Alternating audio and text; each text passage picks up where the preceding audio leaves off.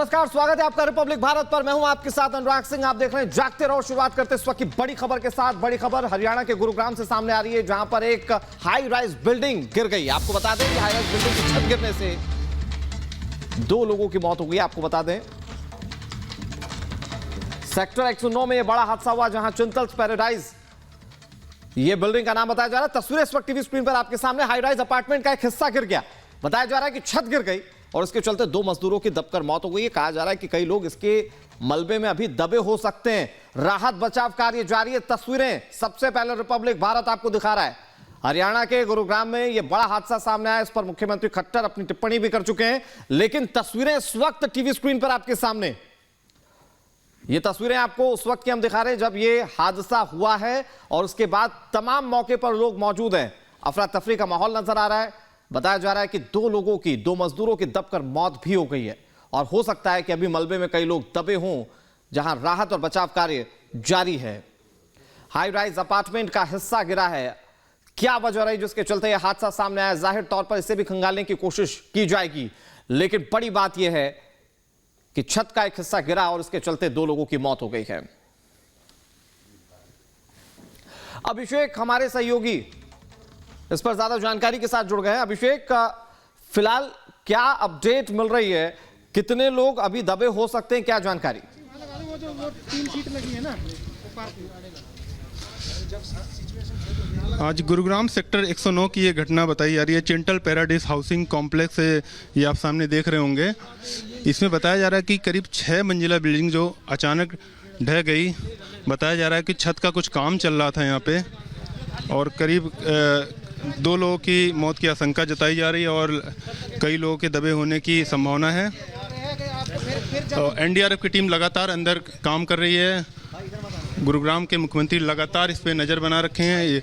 ये आपको दिख रही होगी बिल्डिंग जिसमें लाइट नहीं जल रही है, उस बिल्डिंग में बताया जा रहा है कि हादसा हुआ है। एनडीआरएफ की टीम लगातार अंदर गई हुई है, ये आपको विजुअल में दिख रहा होगा। अभिषेक, क्या कोई जानकारी मिल पाई है जिस वक्त ये हादसा हुआ उस वक्त कितने लोग मौजूद थे उस कंपार्टमेंट के अंदर जहां पर छत गिरी है? कोई ऐसी जानकारी, कितने लोग दबे हो सकते हैं? अंदर लगी हुई है। आशंका है कि अभी भी बहुत सारे लोग दबे हुए हैं। जेसीबी की मशीनें अंदर गई हुई हैं और बहुत सारे आला अधिकारी भी पहुंच चुके हैं। ये आपको जो बिल्डिंग दिख रही होगी जिसमें लाइट नहीं जली, उसी बिल्डिंग में बताया जा रहा है कि हादसा हुआ है। बहुत सारे लोगों की दबे होने की आशंका है, लेकिन आधिकारिक रूप से अभी इसकी। गुरुग्राम के सेक्टर 109 में आज एक दर्दनाक हादसा हो गया। ये जो आप बिल्डिंग देख रहे हैं, चिंटलेस पैराडिसो नाम की ये बिल्डिंग है। ये करीब 22 मंजिला बिल्डिंग है। इसमें बताया जा रहा है कि जो 6 मंजिला बिल्डिंग जिसपे छत का काम चल रहा था वो अचानक नीचे तक ढह गई, ग्राउंड फ्लोर तक ढह गई। अभी तक कई लोगों की दबे होने की आशंका है और बताया जा रहा है कि 2 लोगों की मौत भी हो गई है। एनडीआरएफ की टीम लगातार अंदर जा रही है, ये आप देख रहे हैं विजुअल में। ये आपको एनडीआरएफ की टीम जाती हुई नजर आ रही होगी और अंदर रेस्क्यू ऑपरेशन लगभग जारी है। 5:30 बजे का यह हादसा बताया जा रहा है। ये आप गाड़ी जाते हुए देख रहे होंगे। एनडीआरएफ की बहुत सारे जो जवान हैं वो आए हुए हैं और अंदर देखिए रेस्क्यू के लिए जा रहे हैं। तो हादसे से जुड़ी 3 तस्वीरें इस वक्त टीवी स्क्रीन पर आपके सामने। बड़ा बिल्डिंग हादसा, पहली तस्वीर जिसके जरिए आप समझ पाएंगे कितना बड़ा यह हादसा हुआ है। जैसा कि अभिषेक हमारे सहयोगी जानकारी दे रहे थे, हो सकता है कई लोग दबे हों अभी उसके अंदर। राहत बचाव कार्य जेसीबी से किस तरह से चल रहा है, दूसरी तस्वीर आपके सामने टीवी स्क्रीन पर। जेसीबी बुलानी पड़ी और उसके अलावा एनडीआरएफ, एसडीआरएफ की टीमें भी मौजूद हैं, क्योंकि 6ठे फ्लोर पर हादसा हुआ है। कहा जा रहा है कि वहां पर छत की मरम्मत का कार्य चल रहा था और उसी दरमियान ये छत गिर गई। 2 मजदूरों की मौत हो गई है। अभी भी सवाल इसी बात को लेकर है कि कितने लोग उस कंपार्टमेंट में उस वक्त मौजूद थे जिस वक्त ये हादसा हुआ, और उससे ठीक ऊपर वाली बिल्डिंग, क्योंकि आप तस्वीरों में देख सकते हैं बिल्डिंग बहुत ऊंची है और उससे ऊपर वाली जो बिल्डिंग थी या कंपार्टमेंट था, क्या वहां पर भी कोई मौजूद था? क्या उसमें भी किसी तरह की कोई क्षति हुई है? अभी बहुत सारे सवाल है, लेकिन मुख्यमंत्री मनोहर लाल खट्टर इस पूरे मामले पर नजर बनाए हुए उन्होंने कहा कि मैं बहुत बारीकी से इस पूरे घटनाक्रम को देख रहा हूं। राहत बचाव कार्य में किसी भी तरीके से कोई ढिलाई नहीं बरती जाएगी और जो भी मुमकिन हो सकेगा जल्द से जल्द राहत के तौर पर दिया जाएगा। अभिषेक हमारे सहयोगी लगातार वहां पर मौजूद है, ग्राउंड जीरो से तस्वीरें आपको दिखा रहे हैं। अभिषेक, इस वक्त राहत बचाव कार्य कैसा चल रहा है, जरा तस्वीरों में दिखाइए।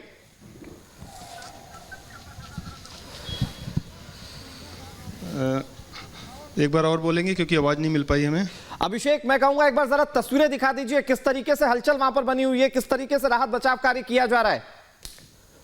जी हाँ, मैं आपको सीधी तस्वीर दिखाता हूँ। ये आपको बिल्डिंग दिख रही होगी जिसमें लाइटें नहीं जल रही हैं, उसी में ये हादसा हुआ है। मैं आपको जूम करके अगर दिखाऊं, लगातार एनडीआरएफ की टीम लगी हुई है। मैं आपको जूम करके बिल्डिंग दिखाता हूँ। ये वाली जो बिल्डिंग है जिसमें देखेंगे कि जो हरे रंग का कपड़ा भी लगा हुआ है, और ये हरे रंग का जो कपड़ा लगा हुआ है इसी बिल्डिंग में ये हादसा हुआ है। देखिए, मैं आपको फुल जूम करके ये दिखा रहा हूँ, और इसी में एनडीआरएफ की टीम काम कर रही है, और ये बहुत सारे पुलिसकर्मी भी अंदर गए हुए हैं। ये बिल्डिंग में मीडिया को घुसने की इजाज़त नहीं दी गई है। ठीक है, अंदर जो भी कुछ चल रहा है, इसलिए अभिषेक आप नजर बनाए रखिए, आपसे अपडेट हम लेते रहेंगे। तमाम तस्वीरें आपके जरिए हम अपने दर्शकों को पहुंचाते रहेंगे, क्योंकि खुद मुख्यमंत्री कह रहे हैं कि मामले में वो गंभीरता बरत रहे हैं और जल्द से जल्द राहत बचाव कार्य को पूरा कर लिया जाएगा। लेकिन आगे बढ़ते हैं, आज उत्तर प्रदेश के लिए बड़ा दिन था, क्योंकि पहले चरण का चुनाव आज संपन्न हुआ।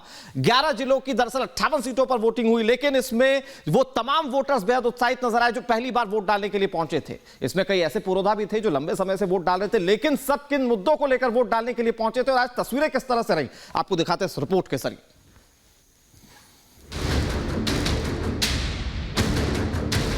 लोगों की लाइन लग रही है 58 अलग अलग कॉन्स्टिट्यूएंसीज में पहले चरण का मतदान जारी है। यहाँ पर एक बात बिल्कुल साफ है, मैं जितनी बार सुबह से देख रही हूँ मतदान थोड़ा धीमा था, लेकिन लगातार अब भीड़ आनी शुरू हो गई है। मुस्लिम बहुल इलाका है, तो बड़ी तादाद मुस्लिम वोटर्स की है। 95,000 मुस्लिम वोटर्स हैं, और आप एक बार देखिए कितनी तादाद, बड़ी संख्या में महिलाएं आई हैं यहाँ पर वोट करने। कतार बता रही है कि वो अपने अधिकार का इस्तेमाल करना जानती हैं, और यहाँ पर लंबी कतार महिलाओं की साफ साफ देखने को मिल रही है। पोलिंग बूथ के अंदर भी काफी महिलाएं हैं जो कि इस वक्त वोट कर रही हैं। कतारें अब धीरे धीरे वक्त के साथ बढ़ती जा रही हैं। जो लोग हैं वो घर से बाहर निकल रहे हैं, वोट कास्ट करने आ रहे हैं। यूपी के पहले चरण का मतदान खत्म हो गया है। जनता जनार्दन ने सभी 58 सीटों के लिए प्रत्याशियों की किस्मत ईवीएम में कैद कर दी है। लोकतंत्र के उत्सव में लोगों ने जमकर भागीदारी ली।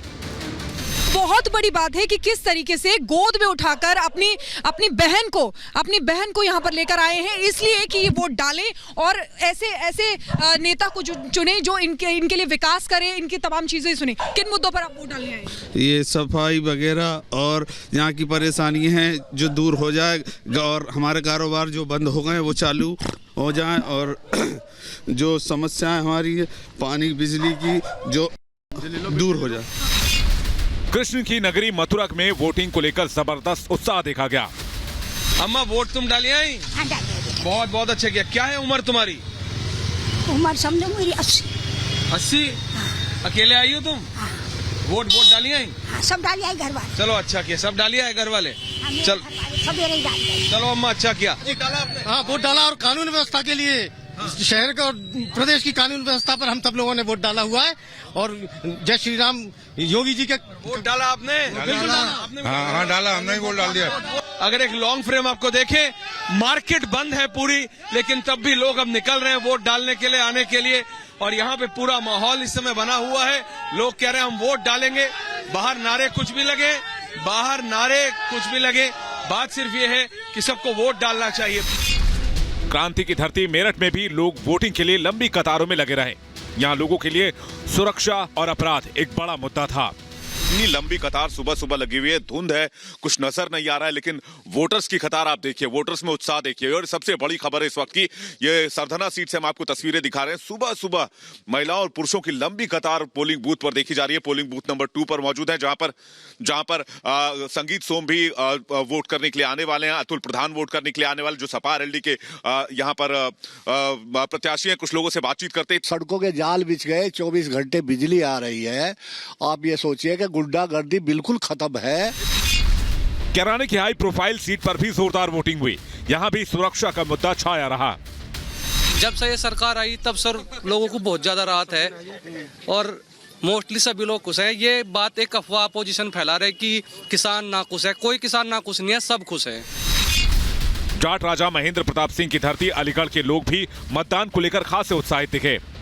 3 पीढ़ियां एक साथ वोट डालने आई हैं और अलीगढ़ में यहाँ पर लगातार लोग वोट डालकर आ भी रहे हैं, कुछ लोग वोट डालने जा भी रहे हैं। सबसे पहले तो रोजगार है अच्छा, और खाना पीना बढ़िया हो, सस्ता हो जाए थोड़ा।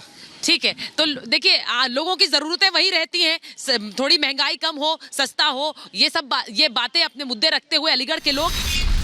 पहले चरण के रण के लिए जनता ने अपना फैसला ईवीएम में कैद कर दिया है। देखना होगा कि 58 सीटों पर किसका सियासी गणित सही बैठता है। पश्चिमी यूपी में जीत का झंडा कौन गाड़ता है और कौन बनता है पहले रण का विजेता। Bureau report, Republic Bharat. दरअसल पश्चिमी उत्तर प्रदेश की 58 सीटें थीं जिस पर आज लोगों ने अपने मताधिकार का इस्तेमाल किया। अब इसके लिए राजनेता तो पूरा दमखम लगाते हुए नजर आए, लेकिन जब लोगों को मौका मिला तो वो भी बहुत उत्साहित थे। इससे ठीक पहले वाली रिपोर्ट में आपको दिखाया, लेकिन कई ऐसे वोटर्स थे जिन्होंने आज पहली बार अपने मताधिकार का इस्तेमाल किया। कई ऐसे लोग थे जो पहले भी सरकारें चुनने में अपनी भागीदारी दे चुके हैं। उनकी ओर से क्या कहा गया था, अब वो आपको दिखाते हैं।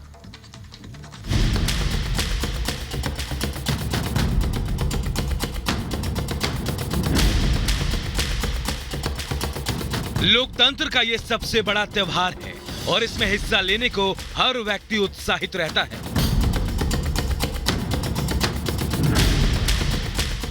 यूपी में 7 चरणों में मतदान होने हैं। पहले चरण में पश्चिमी यूपी के 11 जिलों के 58 सीटों पर लोग अपने मताधिकार का प्रयोग करने पहुंचे। आपसे मैं जानना चाहूंगा किन मुद्दों को लेकर आपने वोट किया इस बार? विकास के। इसमें हर उम्र, हर वर्ग के लोग मौजूद थे। उन लोगों में खास उत्साह देखा गया जिन्हें पहली बार वोट डालने का मौका मिला, यानी युवा। कि लॉ एंड ऑर्डर यूपी में बहुत मेन फैक्टर है, उसको अच्छे से किया है। हमारे यहाँ पे विकास कार्य हुआ है। अभी यूनिवर्सिटी आई है हमारे यहाँ पे सलावा में, आपने सुना होगा। विकास के लिए आने वाले युवाओं के लिए बहुत अच्छा हुआ है। आप विकास के मुद्दे पर वोट? बिल्कुल बिल्कुल जी। अच्छा, आप कह रहे हैं कि विकास हुआ है पिछले 5 साल में? विकास हुआ है। एक तरफ युवा थे तो दूसरी तरफ वो लोग जो पहले भी कई बार वोट डाल चुके हैं, जिन्होंने सरकारें बनते बदलते देखी। 80-90 की उम्र में भी इनका जोश देखते ही बन रहा है। वोट डालने के लिए आई हूँ। अच्छा, क्या एज है आपकी? मेरी एज है 82।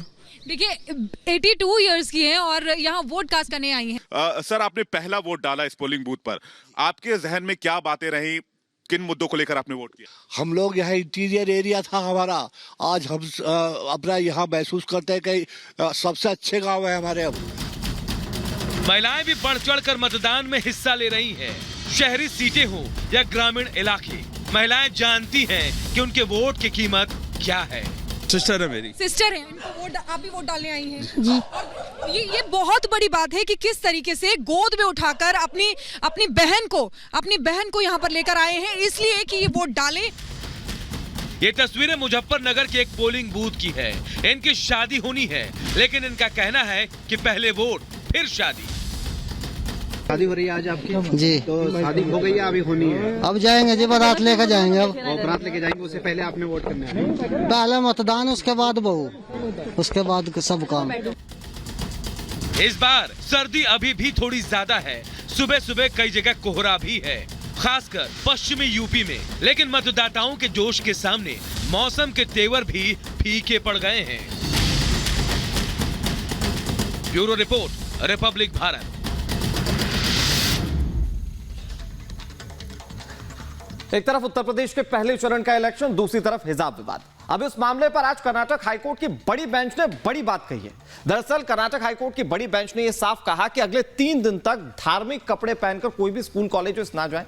इसके अलावा इस मामले की अगली सुनवाई का वक्त भी निर्धारित कर दिया गया। कहा जा रहा है कि सोमवार को इस मामले की दोपहर 2:30 बजे एक बार फिर से सुनवाई होगी और उसके बाद कोर्ट क्या कहता है वो बहुत ज्यादा अहम हो जाता है। इन सब चीजों के बीच में बड़ा फैसला यह भी लिया गया कि सोमवार से ही तमाम स्कूल कॉलेजेस खोल दिए जाएंगे, जिसके चलते बच्चों की पढ़ाई किसी भी तरीके से बाधित ना हो। अपडेट क्या है जरा उसे देखिए इस रिपोर्ट में।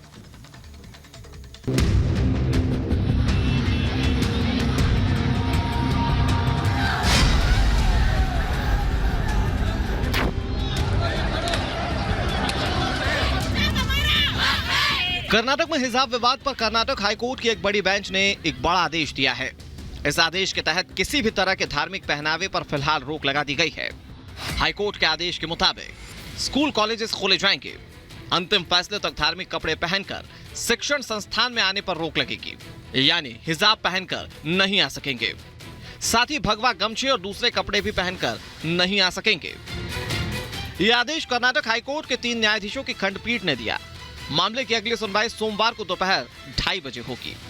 कर्नाटका हाईकोर्ट में जब हिजाब से रिलेटेड जो मामला है वो आज एक लार्जर बेंच यानी कि 3 जजों की बेंच ने आज पूरे मामले को सुना। उसके बाद साफ तौर पर 3 जजों की ये टिप्पणी आई कि पीस और ट्रैंक्विलिटी यानी कि शांति और सद्भावना जो है वो कर्नाटका और बाकी शहरों में मेंटेन करनी चाहिए। साथ ही साथ जो कर्नाटका हाईकोर्ट है उसकी तरफ से यह भी कहा गया कि जो एजुकेशनल इंस्टीट्यूट्स हैं यानी जो शिक्षा संस्थान है उनको जल्द से जल्द खोला जाना चाहिए। और इसी बीच उनकी तरफ से यह भी कहा गया कि जब तक कर्नाटका हाईकोर्ट इस मामले में अपना पूरा फैसला, अंतिम फैसला नहीं सुना देता है, तब तक किसी भी तरफ को, चाहे वो हिजाब पहनते हो, चाहे वो सैफरन शॉल यानी कि भगवा शॉल पहनते हैं, उनको किसी भी तरीके की रिलीजियस ड्रेसेस को पहनने की अभी अनुमति नहीं होनी चाहिए। उनको इस चीज पर स्ट्रेस नहीं करना चाहिए।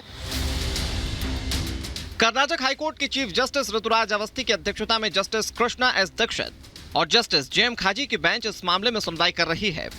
सुनवाई के दौरान कर्नाटक हाईकोर्ट की चीफ जस्टिस ने मीडिया से भी अपील की थी कि कोर्ट के आदेश को देखे बिना बहस के दौरान कोर्ट में की गई किसी भी टिप्पणी को रिपोर्ट ना करें। दरअसल इस विवाद ने पिछले दिनों काफी तूल पकड़ लिया था। कई जगहों पर हिंसक प्रदर्शन भी हुए, धारा 144 लगानी पड़ी थी। हालांकि अब हाईकोर्ट के आदेश के बाद स्कूल कॉलेजेस खोले जाएंगे। इससे बच्चों की पढ़ाई का नुकसान होने से बचेगा। ये इसलिए भी जरूरी है क्योंकि मार्च में राज्य में बोर्ड की परीक्षाएं होनी हैं। विवाद के चलते स्कूल कॉलेजेस बंद कर दिए गए थे।